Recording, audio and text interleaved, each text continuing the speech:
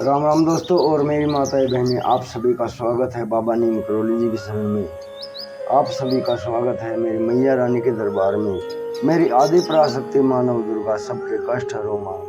हे मेरी परमेश्वरी माता, मेरी नव दुर्गा माँ, सबके घर आओ, सबके घर खुशियाँ बांटो माँ, सबके घर खुशियाँ बांटो, सबके घर अमृत वर्षा करो माँ। जय माता की, जय श्री राम, जय हनुमान जी की, जय शिव शंकर महादेव, जय श्री कृष्णा, जय हनुमान बजरंग बली, जय बाबा नीम करोली महाराज जी की। ओम नमः शिवाय। दोस्तों और मेरी माताएं बहनें, आज करते हैं श्रीमद् वाल्मीकि रामायण किष्किंधा कांड का 44वां सर्ग। श्री राम का हनुमान जी को अंगूठी देकर भेजना। जब सुग्रीव अपने सारे सैनिकों को चारों दिशाओं में भेज देते हैं सीता माँ की खोज करने के लिए, तो प्रभु श्री राम जी हनुमान जी अंगूठी देकर कहते हैं कि हनुमान, तुम ही इस प्रयोजन को सफल कर सकते हो, तुम ही इस कार्य को सफल कर सकते हो, क्योंकि तुम हर क्षेत्र में जल थल वायु अग्नि हर जगह पवन के वेग से जाने में समर्थ हो। पूरा सुने मेरे भाई, मेरी माताएं बहनें। श्री राम का हनुमान जी को अंगूठी देकर भेजना, 44वां सर्ग। जय श्री राम। सुग्रीव ने हनुमान जी के समक्ष विशेष रूप से सीता के अन्वेषण रूप प्रयोजन को उपस्थित किया, क्योंकि उन्हें यह दृढ़ विश्वास था कि वानर श्रेष्ठ हनुमान जी इस कार्य को सिद्ध कर सकेंगे। समस्त वानरों के स्वामी सुग्रीव ने अत्यंत प्रसन्न होकर परम पराक्रमी वायुपुत्र हनुमान से इस प्रकार कहा।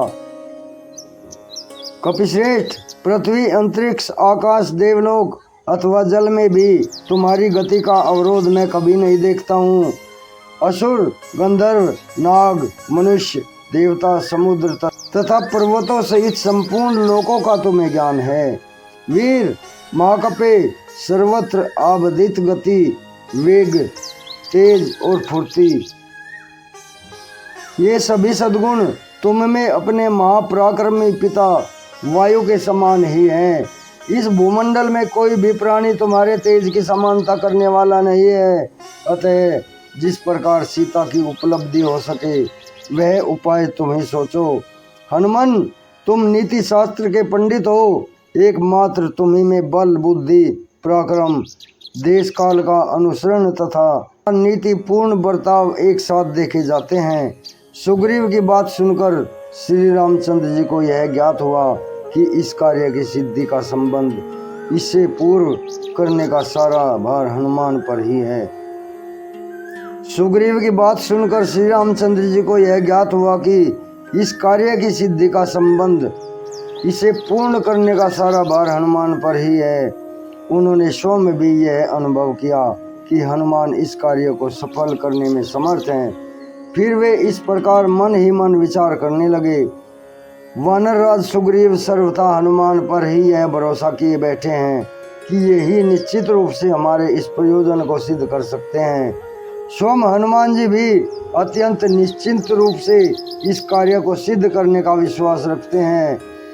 इस प्रकार कार्यों द्वारा जिनकी परीक्षा कर ली गई है तथा जो सबसे श्रेष्ठ समझे गए हैं, वे हनुमान अपने स्वामी सुग्रीव के द्वारा सीता की खोज के लिए भेजे जा रहे हैं। इनके द्वारा इस कार्य के फल का उदय, सीता का दर्शन होना निश्चित है। ऐसा विचार कर माँ तेजस्वी श्री रामचंद्र जी कार्य साधन के उद्योग में सर्वश्रेष्ठ हनुमान जी की ओर दृष्टिपात करके अपने को कृतार्थ सा मानते हुए प्रसन्न हो गए। उनकी सारी इंद्रियां और मन हर्ष से खिल उठे। तदनंतर शत्रुओं को संताप देने वाले श्री राम ने प्रसन्नता पूर्वक अपने नाम के अक्षरों से सुशोभित एक अंगूठी हनुमान जी के हाथ में दी, जो राजकुमारी सीता को पहचान के रूप में अर्पण करने के लिए थी। अंगूठी देकर वे बोले, कपिश्रेष्ठ, इस चिन्ह के द्वारा जनक किशोरी सीता को यह विश्वास हो जाएगा कि तुम मेरे पास से ही गए हो। इससे वह भय त्याग कर तुम्हारी ओर देख सकेगी। वीरवर, तुम्हारा उद्योग, धैर्य, पराक्रम और सुग्रीव का संदेश, ये सब मुझे इस बात की सूचना सी दे रहे हैं कि तुम ही मेरे कार्य की सिद्धि अवश्य करोगे, कि तुम इस कार्य की सिद्धि अवश्य करोगे।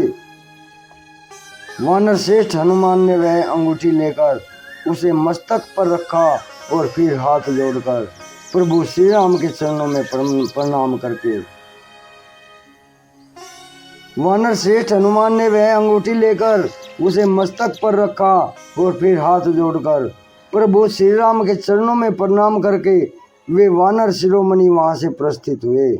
उस समय वीर वानर पवन कुमार हनुमान अपने साथ वानरों की उस विशाल सेना को ले जाते हुए उसी तरह शोभा पाने लगे जैसे मेघ रहित आकाश में विशुद्ध निर्मल मंडल से उपलक्षित चंद्रमा नक्षत्र समूहों से सुशोभित होता है।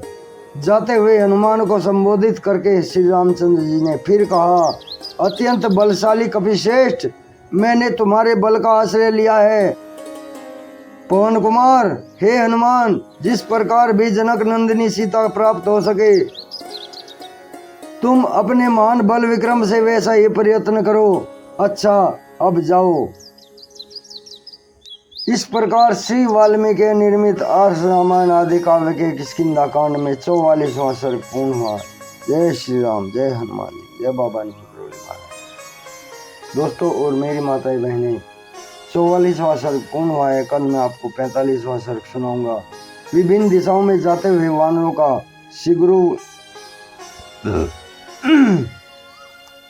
विभिन्न दिशाओं में जाते हुए वानरों का सुग्रीव के समक्ष अपने उत्साह सूचक वचन सुनाना। कल फिर प्रभु की शरण में बैठा हुआ, प्रभु की महिमा सुनाता हुआ आपसे मिलूंगा। जय राम जी की, जय हनुमान जी की, जय बाबा नीम।